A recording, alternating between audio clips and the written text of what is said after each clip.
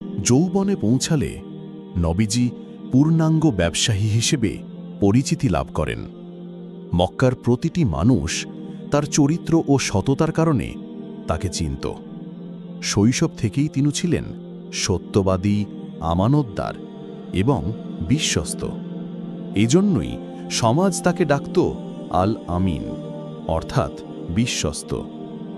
সে সময়ের মক্কা ছিল শুধু একটি ধর্মীয় নগরী নয়, বরং আরব উপদ্বীপের প্রধান বাণিজ্য কেন্দ্র। কাবা ঘরকে ঘিরে প্রতিবছর হাজারো মানুষ সমবেত হতো, আর সেই সুযোগে চলত জমজমাট বাণিজ্য। বিশাল কাফেলা যেত সিরিয়া, ইয়েমেন, বাহরেইন, এমনকি দূরবর্তী শাম ও ইরাক পর্যন্ত। কিন্তু সমস্যা ছিল, বেশিরভাগ ব্যবসায়ী প্রতারণা করত। কেউ কম ওজন দিত, কেউ শপথ করে মিথ্যা বলত, কেউ আবার সুদ খেয়ে ধনবান হতো।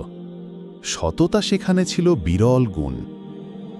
ঠিক এমন সময়ে মক্কার ধনী ও সম্মানিত নারী খাদিজা বিনতে খুয়াইলিদ রাদিয়াল্লাহু আনহা নিজের ব্যবসা পরিচালনার জন্য একজন সৎ প্রতিনিধি খুঁজছিলেন। তিনি বহু ব্যবসায়ের প্রতারণার কারণে ক্ষতিগ্রস্ত হয়েছিলেন। তাই তার দরকার ছিল এমন একজন ব্যক্তি যিনি শুধু দক্ষ ব্যবসায়ী নন, বরং চরিত্রবান ও বিশ্বস্তও। শহরের অনেকে তাকে পরামর্শ দিল, আপনি মোহাম্মদ ইবনে আবদুল্লাহ সাল্লাল্লাহু আলাইহি ওয়াসাল্লামকে দায়িত্ব দিন। তিনি আল আমিন, তার সততা পুরো মক্কা জানে। খাদিজা রাদিয়াল্লাহু আনহা প্রস্তাব গ্রহণ করেন এবং তার সম্পদে ভরা একটি কাফেলা সিরিয়ার উদ্দেশ্যে পাঠালেন। সঙ্গে দিলেন তার বিশ্বস্ত দাস মেসারা। দীর্ঘ যাত্রাপথে মেসারাহ বিস্মিত হলেন নবীজি সাল্লাল্লাহু আলাইহি ওয়াসাল্লামের প্রতিটি আচরণ দেখে। তিনি লক্ষ্য করলেন, এই যুবক কখনো ব্যবসার লেনদেনে মিথ্যা বলেন না, অকারণে শপথ করেন না, কারো সাথে তর্ক করেন না, বরং সবসময় মৃদুভাষী হাসি মুখে লেনদেন সম্পন্ন করেন। গ্রাহক যদি দরদাম করতে আসে, তিনি শান্তভাবে যুক্তি দেন, কখনো অতিরিক্ত মুনাফার লোভ দেখান না। এতে গ্রাহকরা মুগ্ধ হয়ে স্বতঃস্ফূর্তভাবে তার কাছ থেকে কেনাকাটা করে। শুধু ব্যবসায় নয়, সফরের প্রতিটি মুহূর্তে তিনি ছিলেন অনন্য।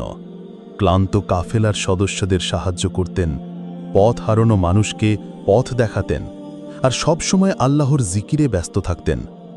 ব্যবসা শেষে দেখা গেল, নবীজি সাল্লাল্লাহু আলাইহি ওয়াসাল্লাম খাদিজা রাদিয়াল্লাহু আনহার জন্য যে মুনাফা এনে দিলেন, তা আগের যে কোনো বছরের তুলনায় বহু গুণ বেশি। অন্য ব্যবসায়ীরা যেখানে প্রতারণা করে সামান্য লাভ করত, সেখানে তার সততা আর নৈতিকতা গ্রাহকদের আস্থা এনে দিল।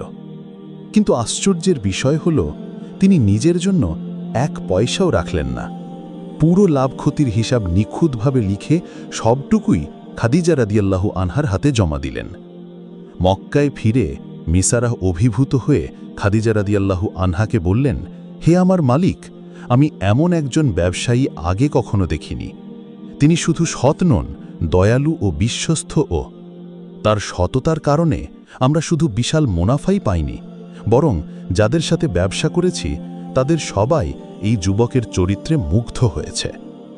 এই খবর শুনে খাদিজা রাদিয়াল্লাহু আনহা গভীরভাবে প্রভাবিত হলেন। তিনি বুঝলেন, এই যুবক অন্য সবার থেকে আলাদা। শুধু ব্যবসায়িক বুদ্ধি নয়, তার মাঝে আছে এক অমূল্য সম্পদ, অটল সততা আর মহৎ নৈতিকতা।